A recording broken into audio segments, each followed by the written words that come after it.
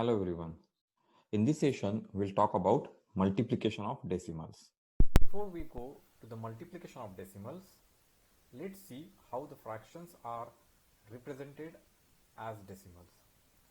Let's take a fraction 2 upon 10.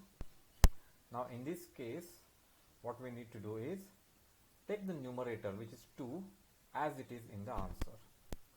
So we have 2 here. Now we calculate number of zeros in the denominator. We have 1 0 in the denominator in this case.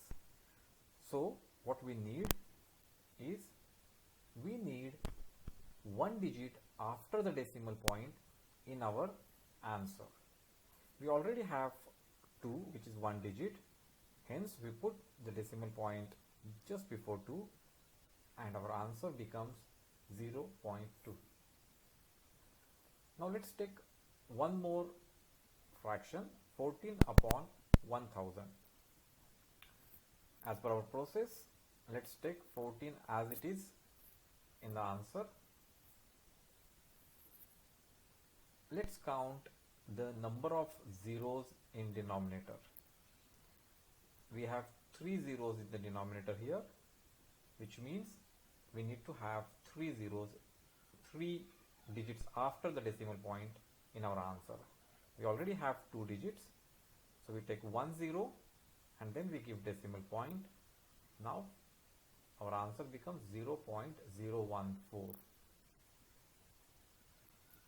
Let's now see how multiplication happens in fractions.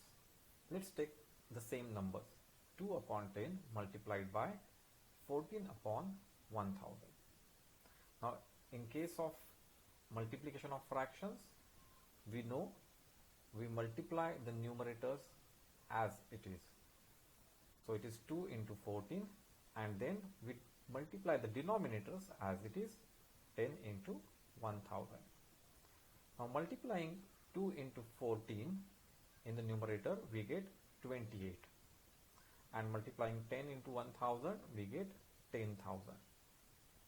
An interesting thing to observe here, in our denominator we multiplied 10 had 1 zeros while 1000 had 3 zeros, and if we add this 1 plus 3 we get 4, and we see that there are 4 zeros in our denominator of the answer. So now the answer or the fraction 28 upon 10,000 becomes, for that we'll take 28 as it is in the result. We already counted that there are 4 zeros in our denominator, so we need to have 4 digits after the decimal point in our answer. We have 28, so we have 2 digits already, hence we'll need to take 2 more digits and the answer becomes 0.0028. Let's do the multiplication of decimals. For that, let's take the same numbers, 0.2, 0.014. Now for the multiplication of decimals, we will multiply the numbers ignoring the decimal points. So in this case, there will be 14 and 2. So let's multiply 14 and 2. 14 and 2 gives us 28. Let's write 28 in our answer.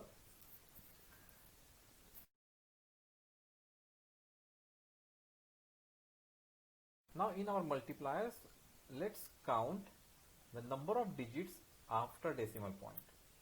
In 0.2, we have 1 digit after decimal point, and in 0.014 we have 3 digits after decimal points. 1 plus 3 is equal to 4, hence in answer we need 4 digits after decimal point.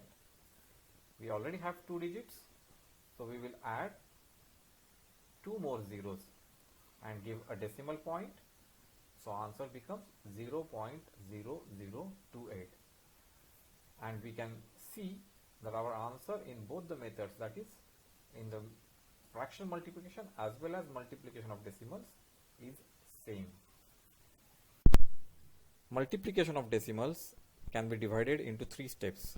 Step 1. Multiply the numbers ignoring the decimal point. Step 2. Count the number of digits after decimal point in all the multipliers. Step 3. The number of digits after decimal point in the result should be same as total number of digits after decimal point in all multipliers. Let's take a few more examples. 0.25 multiplied by 1.2. Now step 1 is multiply the numbers ignoring the decimal points. So in this case it is 25 multiplied by 12. So let's take this result into the main area.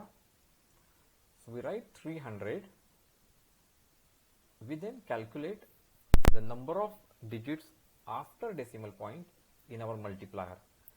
In 0.25 we have 2 digits after, and in 1.2 we have 1 digit after the decimal point. Now please note here that 1 from 1.2 is before the decimal point, not after. We add these and we get number 3. So in our result there should be 3 digits after the decimal point. We already have 3 digits. So let's put the decimal point just before 3. So our answer becomes 0.300. Let's take another example. 0.09 multiplied by 0.7. Now let's follow the steps. Step 1. Let's multiply the numbers ignoring decimal points. So we have to multiply 9 into 7. 9 sevens are 63. So we'll write in our answer 63. Now we will calculate number of digits after decimal point in our multipliers. In 0.09 we have 2. In 0.7 we have 1. 2 plus 1 gives 3. So we should have 3 digits after decimal point in our answer. We already have 6 and 3, hence we need one more 0 before 6 and then a decimal point. That gives us 0.063. Let's look at one special type of multiplication of decimals, that is multiplication by power of 10. The numbers we get by multiplying 10 with itself more number of times, like or multiplying 10 with itself one number of time or two number of time, these are called power of 10. These numbers are 10, 100, 1000, 10,000 and so on. Let's first do a multiplication using our normal method of multiplication of decimal. So let's take a number 0.25 multiplied by 10. Now while doing the normal multiplication, what we do is we multiply the numbers without decimal point. So in this case we'll multiply 25 and 10.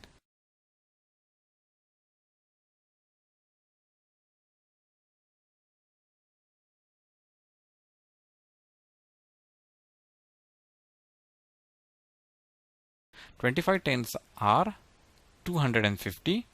So write in answer 250. Then we'll count the number of digits after decimal point. In this case we have 2 in 0.25 and 0 in 10, because 10 is a whole number and it doesn't have any digits after decimal point. 2 plus 0 gives us 2, and hence in the answer we should have 2 digits after decimal point. That makes the decimal point appear between 2 and 5. So answer is 2.50. Now let's do this multiplication in a different way, in a simplified way. So 0.25 multiplied by 10. Now In this second method, we write this number, the first multiplier, the non-power of 10 multiplier, as it is. So 0, 2, 5. We will not write the decimal point there. We'll write the decimal point a little up for our understanding. So now in this case, the second multiplier, the multiplier which has power of 10, has 1 0. When it has 1 0 and we are multiplying the decimal, what we need to do is we need to move this decimal point one place to the right. So from between 0 and 2, the decimal point will move one place to the right and will go between 2 and 5. Thus, the answer will become 2.5. Now 2.5 and 2.50 are same because the right hand side 0 after decimal point has no value, and hence we can see that we get the same answer using any of this method. Let's do one more example. 2.390 multiplied by 100. Now, as we discussed, what we have to do is the non-power of 10 multiplier, which is 2.390, we will write as it is without the decimal point, and we'll write this decimal point